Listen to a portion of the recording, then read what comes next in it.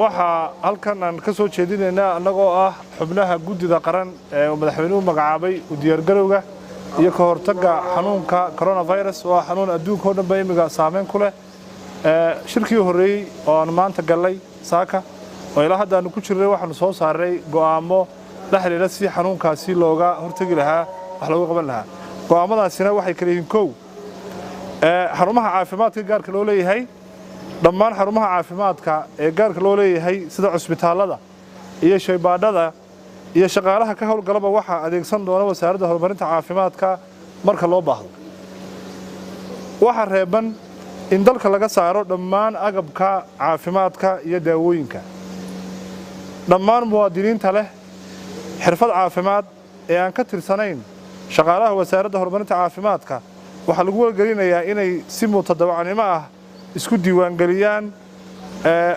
diiwaangeliyaan maamulka caafimaadka ee gobolka iyo degmada u dhow goobaha waxbarashada dalka dhammaan goobaha waxbarashada dalka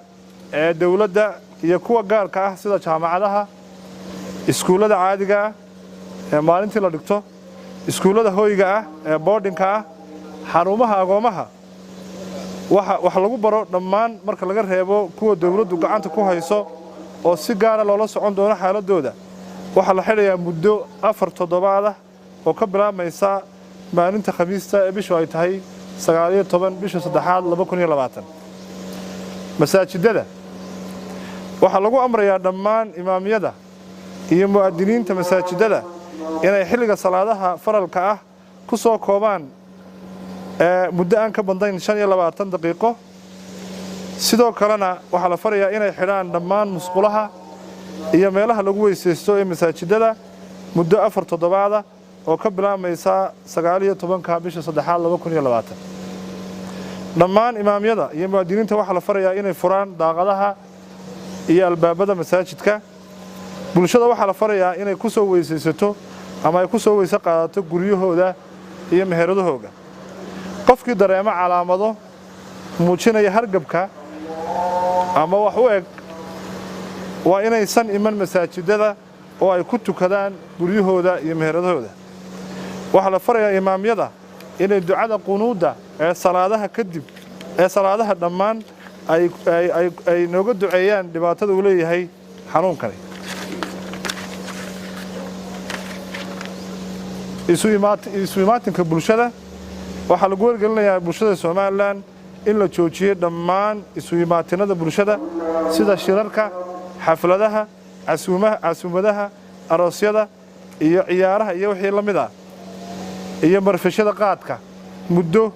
4 toddobaad oo ka bilaabmaysa 19 bisha 3aad 2020 socdaallada iyo duulimaadyada diyaaradaha